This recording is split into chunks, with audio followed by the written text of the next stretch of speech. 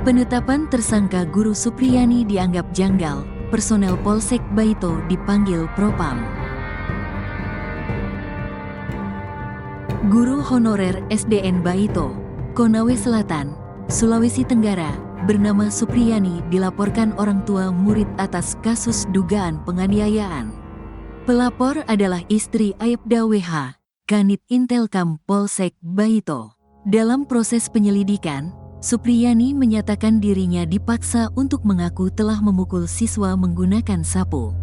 Proses penyelidikan yang dilakukan Polsek Baito dianggap janggal sehingga Polda Sultra turun tangan. Kabid Propam Polda Sultra, Kombes Pol Moh Soleh, mengatakan sejumlah personel Polsek Baito telah dimintai keterangan. Selain itu, sejumlah saksi juga dipanggil untuk proses penyelidikan. Sudah ada pemeriksaan, semuanya diperiksa masyarakat juga anggota Polsek Baito, paparnya. Rabu, tanggal 23 Oktober tahun 2024. Menurutnya, Propam Polda Sultra akan mendalami cara personel Polsek Baito menetapkan tersangka. Keterangan dari personel Polsek Baito akan disesuaikan dengan SOP penyelidikan yang berlaku. Ia belum dapat mengungkapkan jumlah personel Polsek Baito yang diperiksa. Kasubdit 4 Renakta Reskrimum Polda Sultra, Kompol Asrianto Indra Asrianto, menyatakan tim khusus dibentuk untuk proses audit terhadap para personel Polsek Baito. Polda Sultra telah membentuk tim terdiri dari Propam dan Ditreskrimum sejak kemarin telah melakukan asistensi dan supervisi ke Polres Konsel terkait dengan kejadian yang tengah viral ini, bebernya. Fakta uang damai 50 juta. Dalam proses mediasi, Supriyani mengaku diminta membayar uang damai 50 juta agar laporan kasus ini dicabut. Aibda WH membantah kesaksian Supriyani dan menegaskan tak ada permintaan uang damai 50 juta. Kalau terkait permintaan uang yang besarannya seperti itu Pak, 50 juta tidak pernah kami meminta. Sekali lagi kami sampaikan kami tidak pernah meminta, ucapnya. Awalnya keluarga enggan melaporkan dugaan pemukulan yang terjadi pada Rabu, tanggal 24 April tahun 2024 silam. Kami sampaikan bahwa beri kami waktu untuk mendiskusikan ini, beri istri saya waktu untuk berpikir. Begitu pula saat mediasi kedua yang didampingi Kepala Desa Wonuaraya, jawaban masih sama, lanjutnya.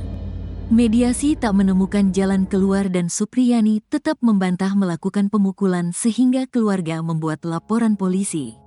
Sementara itu, kuasa hukum Supriyani, Syamsuddin, menjelaskan uang damai 50 juta diminta saat proses mediasi yang dihadiri kepala desa. Tetapi saat itu pihak korban memintai uang 50 juta sebagai uang damai dalam kasus tersebut, tuturnya.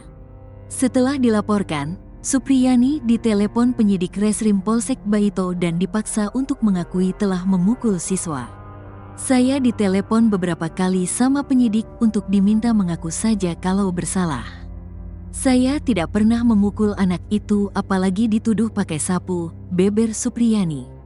Pihak korban menawarkan jalur damai dengan syarat membayar uang 50 juta. Nominal tersebut diucapkan kepala desa saat proses mediasi. Pak Desa yang tadinya menawarkan ke orang tua murid, tapi orang tuanya tidak mau kalau di bawah 50 juta, dia minta siapnya 50 juta, katanya. Selama 16 tahun menjadi guru honorer, baru kali ini Supriyani berurusan dengan hukum. Ia mengaku heran dituduh memukul korban padahal tak mengajar di kelasnya. Saya berada di kelas 1B sementara anak itu berada di dalam kelas 1A. Jadi tidak ketemu di hari itu, katanya, dikutip dari tribunnyusultra.com. Kepala SDN 4 Baito, Sana Ali, menyatakan kronologi pemukulan yang diungkapkan petugas kepolisian janggal. Ia menjelaskan tak ada guru yang melihat aksi pemukulan hingga mendengar suara kesakitan. Yang janggalnya ini yang dituduhkan itu pada saat kejadian semua guru ada di sekolah.